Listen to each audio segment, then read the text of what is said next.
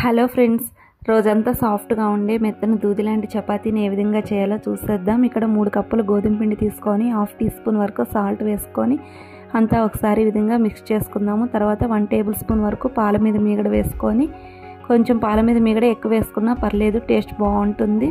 ఈ విధంగా పిండి అంతా కలిసేలాగా ఈ విధంగా కలుపుకుందాము. తర్వాత 3 కప్పుల గోధుమ పిండికి కప్పున్నర వరకు వాటర్ వేసుకుందాము. కొంచెం కొంచెంగా వాటర్ వేసుకుంటూ చపాతీ పిండిని కలిపి పెట్టుకొని ఒక అరగంట పాటు పక్కన పెట్టేసుకుందాం. అరగంట తర్వాత మనకు కావాల్సిన సైజులో చపాతీ ఉండలు చేసుకొని, ఇప్పుడు కొంచెం నెయ్యి కానీ ఆయిల్ కానీ అప్లై చేసుకొని చపాతీని ఈవెన్గా రుద్దుకొని, ఇప్పుడు నేను చూపిస్తున్న షేప్లో ఈ విధంగా చపాతీని మడత పెట్టుకోవాలి. నేను ఇక్కడ ట్రయాంగిల్ షేప్లో మడత పెట్టి మళ్ళీ ఈవెన్గా చపాతీని రుద్దుకోవాలన్నమాట. ఇప్పుడు హీట్ అయిన ప్యాన్ మీద చపాతీని వేసి వెంటనే కదపకుండా 1 నిమిషం పాటు అలానే వదిలేసి, తర్వాత రెండో వైపుకి టర్న్ చేసుకొని కొంచెం నెయ్యి వేసి పైన మీడియం టు లో ఫ్లేమ్లోకి ఫ్లేమ్ని అడ్జస్ట్ చేసుకొని నిదానంగా చపాతీని కాల్చుకుంటే ఈ విధంగా చపాతీ ఎర్రగా మనకి చక్కగా పొంగుతూ చపాతీ బాగా కాలుతుంది.